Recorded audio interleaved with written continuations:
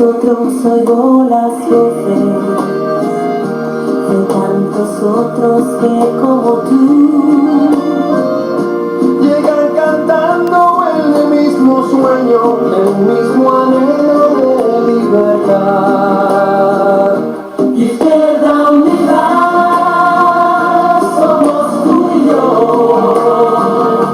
Cuando tus sueños, cuando mis sueños son de los dos.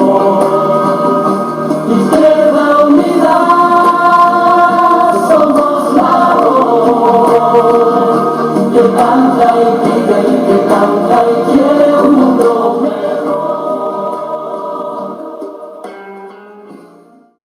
Ideación de Jerez, hemos querido organizar este acto y lo primero es agradeceros vuestra asistencia por tres motivos.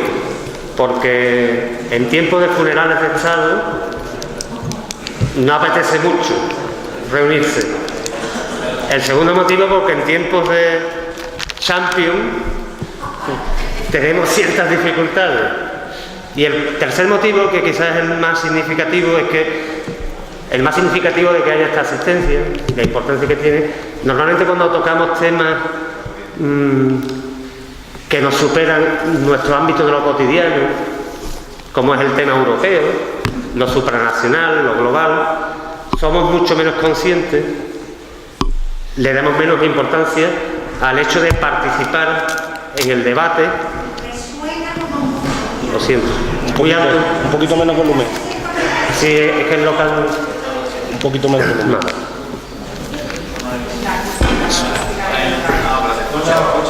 A ver, dale. ¿Sí?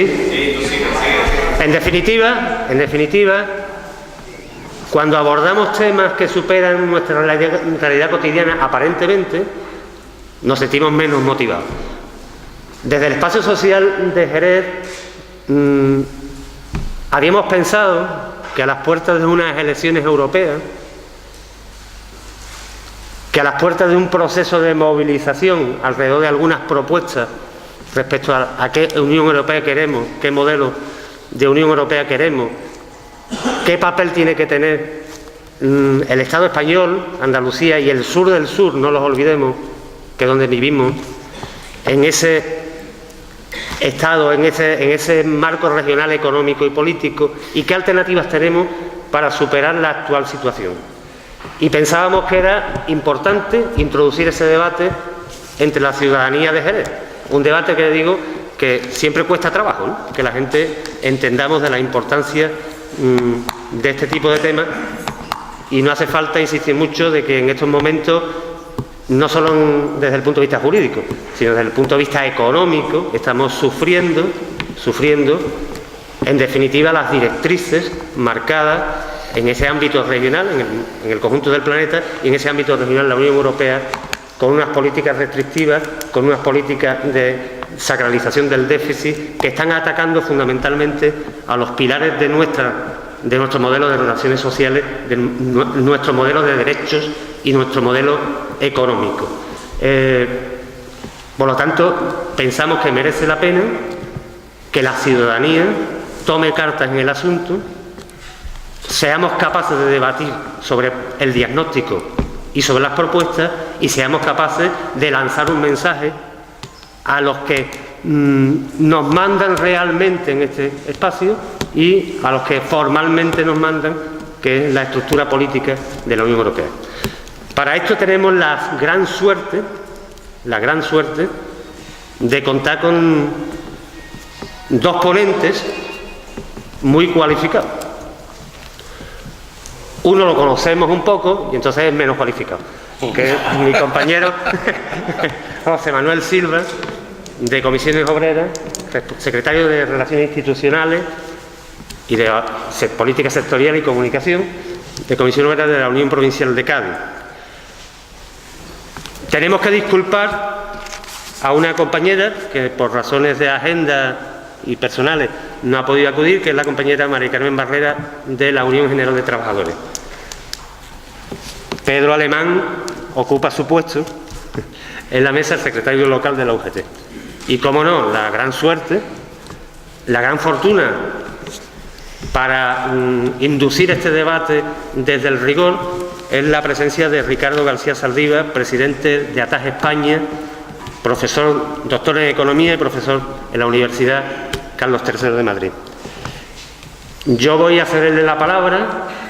Vamos a intentar que el acto en su conjunto permita a aquellos, porque somos humanos, permita a aquellos que tienen especial interés en ver el partido de fútbol, se pueda ver, al menos los penaltis.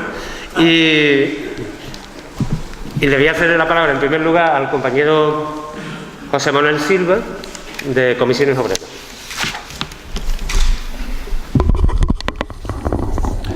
¿Qué hay? Buenas tardes a todos y a todas. Antes que nada, quería agradecer al Espacio Social y de Acción de Jerez la invitación a este debate y decir que es un auténtico lujo poder contar en esta mesa redonda con Ricardo, presidente de ATAG España. Estamos en esta mesa en la antesala de las manifestaciones que pasado mañana, en el marco de una gran movilización europea, las calles principales de las ciudades españolas nuevamente verán manifestarse a muchos ciudadanos y ciudadanas convocados por comisiones obreras, por la Unión General de Trabajadores y por US, con el apoyo de la cumbre social y fundamentalmente dirigido en contra de las políticas de austeridad y de recortes impuestas por Europa y en nuestro país por el gobierno de Mariano Rajoy del Partido Popular. Hasta ahora todas las medidas que se han tomado las consideramos no solo injustas, sino ineficaces, un modelo de salida de la crisis que está empobreciendo a la población a límites insospechados y amenaza con destruir el modelo social europeo. El título de este debate, de esta mesa, Modelo Social Europeo, derrumbe o alternativo, desde mi punto de vista es acertado, pero de alguna manera no termina de centrar el debate. Y digo esto porque creo que al final estamos todos abocados, y digo abocados por no decir a combatir, que es lo que vamos a tener que hacer, de cómo se defiende y se desarrolla el modelo social europeo frente a la globalización, al neoliberalismo y al capitalismo. Y si tengo que responder al título original de esta mesa redonda, pienso sinceramente que el modelo social europeo está siendo derruido, que la batalla, por el momento, se está perdiendo. Pero también estoy absolutamente convencido de que la idea de Europa no tiene futuro sin un modelo social justo. Decía Mark Twain que un hombre con una idea nueva es un loco, hasta que la idea triunfa, evidentemente. Nada más cierto. Las nuevas ideas, cuando son nuevas de verdad, implican revolución y riesgo. Dos conceptos que normalmente asustan muchísimo al personal. A Edison le dijeron cientos de veces que la bombilla era un invento estúpido. Bueno, pues yo pienso que la idea de justicia social es una idea que debe triunfar, porque de lo contrario nos estamos dirigiendo al más absoluto fracaso como especie, y eso sí que me parece realmente estúpido. Algunos, con la teoría del fin de la historia, se ha querido decretar la muerte de las ideologías, de los grandes relatos, de la lucha de clase, de cualquier discurso que remita a aquellos ideales de la Ilustración que abrazaban una perspectiva emancipatoria para el conjunto de los humanos. El combate y triunfo del gran capital en las últimas décadas ha sido, no nos equivoquemos, en todas las líneas, fundamentalmente en el económico y en el ideológico. Pero triunfo no quiere decir legitimidad histórica, como ese mismo poder intenta convencer a propios y ajenos con su inapelable lógica del éxito como verdad pragmática y programática. Triunfo que implica que nunca la humanidad, tal como la concebimos, ha estado tan cerca de la destrucción absoluta, que la única ética que conoce el gran capital es la de la tasa de ganancia. Se soporta, además, en mafiosos de cuello blanco o negro, donde la mentira y la estafa, para provocar crisis económica o conflictos en los estados, es el mecanismo psicológico que usan fundamentalmente los poderosos.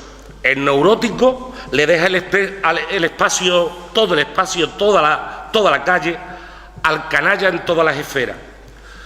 Triunfo este del capitalismo, que lejos de probar lo falso del análisis que hizo Marx en El Capital, evidencia toda la sutileza de su eficacia pronóstica. Ya hace más de un siglo que pronosticó lo que hoy, desgraciadamente, estamos viviendo. Las causas políticas del retraso del estado de bienestar en España no pueden entenderse o comprenderse sin entender el contexto político que las determinaron. El subdesarrollo del estado de bienestar en nuestro país se debe, no nos engañemos, a 40 años de dictadura franquista y al gran dominio que las fuerzas conservadoras han tenido en la historia de nuestro país. Los gobiernos progresistas han sido más una excepción que la norma. Ahí radica ese gran retraso del estado de bienestar, en comparación, si lo comparamos con la Unión Europea, que desarrolló ese modelo que hemos dado en llamar estado de bienestar en el contexto histórico del final de la Segunda Guerra Mundial y la Guerra Fría. Este pasado un tanto desgraciado de España fue interrumpido por nuestro último proceso democrático, que tuvo un enorme impacto positivo, y lo tenemos que reconocer, con enormes transformaciones en cada uno de los componentes del estado de bienestar, en sanidad, educación, pensiones, los criterios de universalización, etcétera, y fue corrigiendo en gran parte el déficit social que tenía España en relación con Europa. Ahora bien, esta corrección se interrumpió a principios de los años 90 y muy especialmente en el año 93, cuando se tomó la primera decisión por parte del gobierno de entonces de priorizar la reducción o eliminación del déficit del presupuesto del Estado, incluso a costa de incrementar de nuevo el déficit social y volver a retroceder. Pero si desastre fue esto anterior que os acabo de comentar, para recortar el retraso histórico del incipiente estado de bienestar, de catástrofe podemos tildar la reforma del artículo 135 de la Constitución, llevada a cabo por el gobierno de Rodríguez Zapatero, con el apoyo del Partido Popular en el año 2011. Primero, porque es de dudosa consistencia democrática, económica, y que nos ha limitado la posibilidad de llevar a cabo políticas económicas alternativas en estos últimos 3 años. En consecuencia, y desde que España no tiene política monetaria, estamos en manos del Banco Central Europeo, hemos de concluir que España ha perdido en gran parte la posibilidad de realizar políticas propias, lo cual supone indirectamente una importante pérdida de soberanía como país. Pese a lo que afirma el gobierno actual del PP en España, en los últimos meses se sigue destruyendo empleo, deteriorando los servicios públicos y reduciendo el modelo social español. Desde el segundo trimestre del 2008, cuando más acuciaba la crisis, la economía empezó a caer.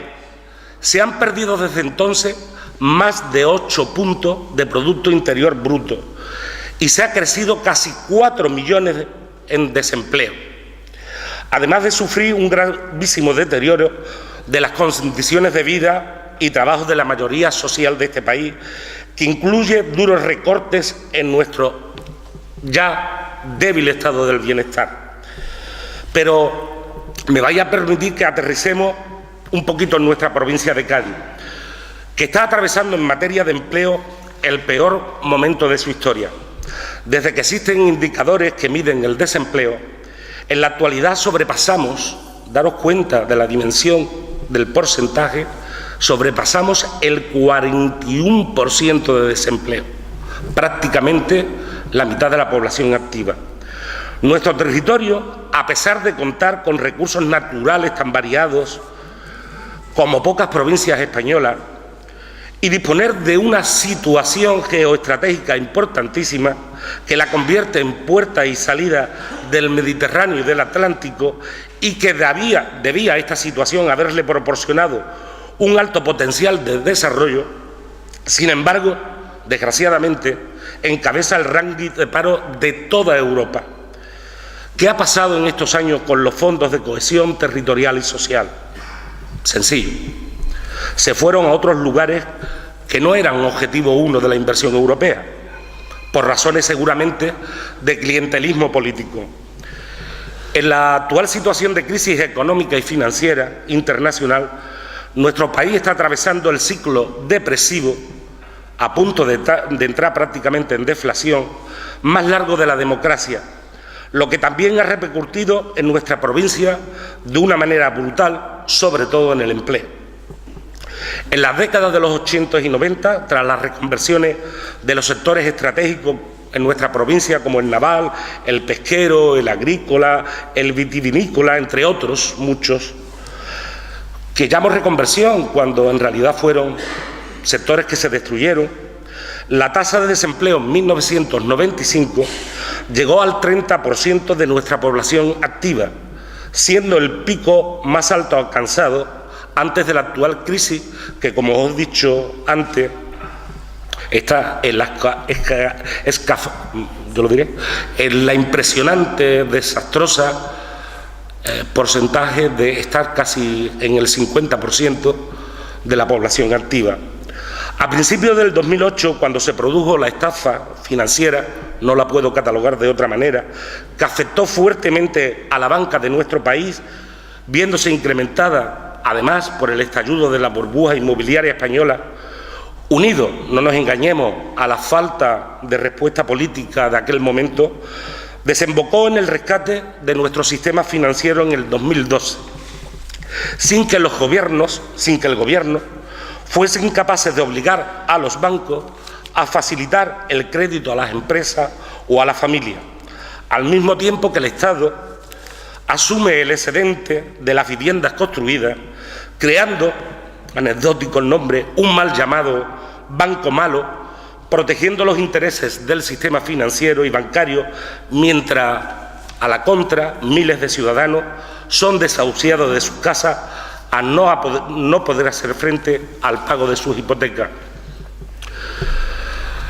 La actual situación de nuestra provincia, afectada gravemente por más de 5 años de crisis y un paro estructural que podemos calificar de crónico, nos ha llevado al mayor indicador de desempleo conocido en toda nuestra historia, con el hundimiento de sectores tan importantes para el empleo como el industrial o la construcción.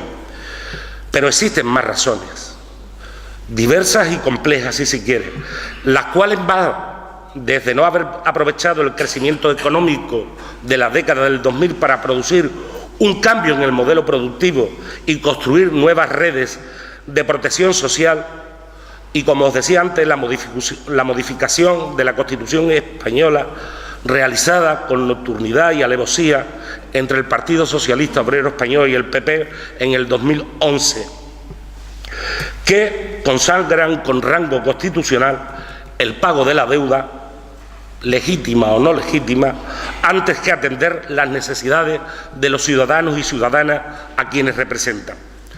Todas las medidas impuestas desde entonces, tomadas por el actual Gobierno en materia de recortes sociales, servicios públicos, inversión en infraestructura, en derechos laborales, la desarticulación de la negociación colectiva, anulación de la ultraactividad de los convenios, disminución en las prestaciones por desempleo, las brutales bajadas salariales, la reforma de las administraciones locales, la educativa, la sanitaria, las pensiones con la grave ruptura del Pacto de Toledo, desmantelamiento de lo que dimos en llamar el cuarto pilar del estado de bienestar, que no era otra cosa que la atención a nuestros dependientes. Las personas más vulnerables vuelven a ser abandonadas, con la consiguiente pérdida, además de un gran yacimiento de empleo, y haciendo recaer en la familia, sobre todo, no nos engañemos, en las mujeres, y esto también es ideológico, el cuidado de estas personas, la limitación de los derechos de la mujer, como el de fecundidad, las libertades públicas, los derechos fundamentales, un gran retroceso democrático. Todos estos recortes, claramente con un ideario y trasfondo ideológico ultraneoliberal, que estamos intentando combatir desde comisiones junto con otras organizaciones sindicales y sociales, que por ello, no nos engañemos, nos convierten en blanco para los ataques mediáticos de la derecha y están teniendo unas consecuencias demoledoras para la mayoría social de este país. Nos encontramos además frente a un fenómeno nuevo, no previsto por las teorías económicas, el crecimiento económico pero sin empleo. El nivel de empleo no se corresponde con los beneficios de las empresas. Se constata que los beneficios de las grandes empresas aumentan de manera espectacular cuando los gobiernos y las patronales lanzan un ataque frontal contra las conquistas sociales. Y esto es para reflexionarlo, despacito. Pero resulta que las políticas encaminadas a producir buen empleo de calidad, con derechos y salarios dignos, una de las intervenciones más importantes que pueda hacer un estado del bienestar, brillan por su ausencia, teniendo una terrible repercusión, sobre todo en el empleo para los jóvenes, para las mujeres y para los mayores de 45 años.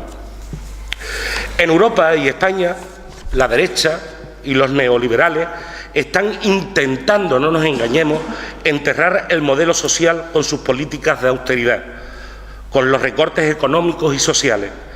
Las políticas impuestas han tenido graves efectos, no porque hayan destruido millones de empleos, de trabajo, sino el propio derecho al trabajo. Han disparado los indicadores de pobreza, especialmente dramática, la pobreza infantil, la pobreza energética de la mayoría de la población. La crisis y la política de austeridad extrema han elevado el riesgo de pobreza en nuestro país a más del 28% de la población, lo que significa que más de 1 de cada 4 personas en España viven en riesgo de pobreza en nuestro país. Por eso, Comisiones, entre otras muchas medidas, reclama la creación urgente de una renta mínima garantizada en todo el Estado.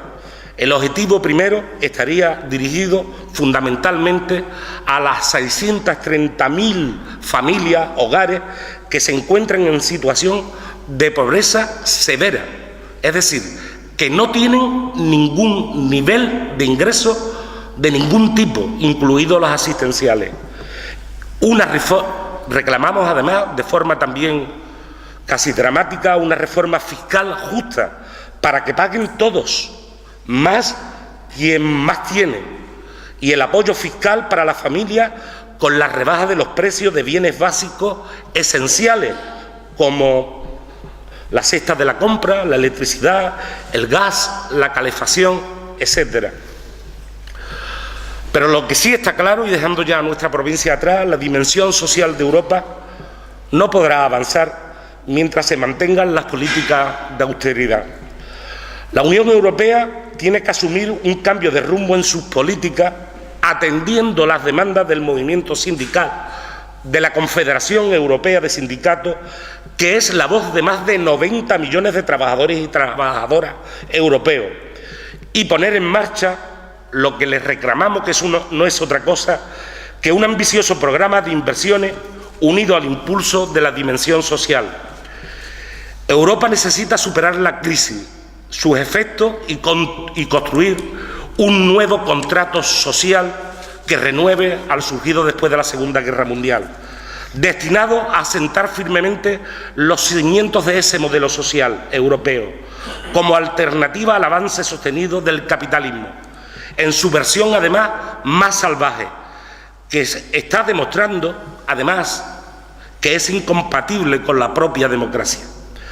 Demandamos además desde la Confederación Europea de Sindicatos un programa urgente de inversiones en sectores claves como la energía, las redes en infraestructuras de transporte y telecomunicaciones, la reindustrialización en sectores con futuro, la formación en innovación, desarrollo e investigación, los servicios públicos de calidad, la rehabilitación de vivienda social, entre otros muchos temas, proponiendo un objetivo de inversión anual cuantificado en el 2% del Producto Interior Bruto Europeo durante un plazo de 10 años para que vuelva a la senda del crecimiento económico y sostenible y la creación de empleo de calidad.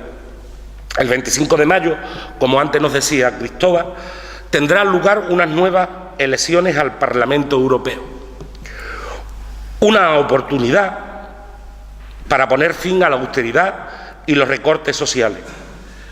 Europa necesita refundarse en clave, y lo recalco, en clave democrática y configurar una nueva y amplia mayoría política y social que permita reafirmar el modelo social europeo y su conexión, porque esto es fundamental, con la ciudadanía, y abra paso a la propuesta sindical de un nuevo rumbo para Europa, un plan para la inversión, el crecimiento sostenible y los empleos de calidad. Debemos elegir parlamentarios dispuestos a defender los intereses de los trabajadores y trabajadoras, de los ciudadanos y ciudadanas europeos, parlamentarios que impongan un cambio político, que construyan otro proyecto europeo basado en el progreso social, que ponga fin a la austeridad, al desempleo, a la pobreza, a la desigualdad, al dumping salarial y fiscal y medioambiental. Y esos nunca serán los partidos conservadores ni de derecha, aferrados a su ideología neoliberal y fundamentalmente aferrados al capital. Aunque haya gente que ya no se lo quiera creer, yo soy de los que piensa que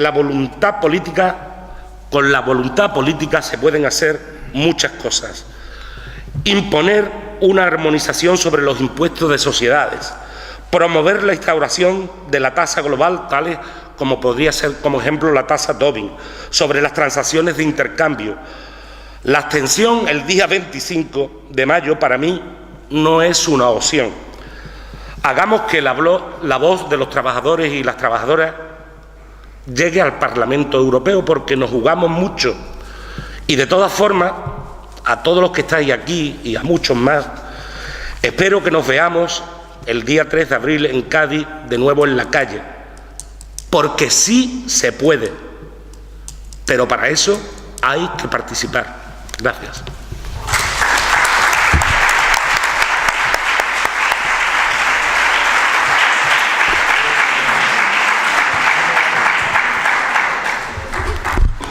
Bueno, nada más comentaros, compañeros y compañeras. Primeramente, agradeceros vuestra asistencia, pedir excusas de que la secretaria de Política Institucional de UGT Andalucía, que es Carmen Barrera, no haya podido estar aquí. Me llamó a las 2 de la tarde diciendo que era imposible la asistencia aquí. Como comprenderéis, a las 2 de la tarde buscar a alguien que pudiese venir aquí pues era algo un poquito complicado.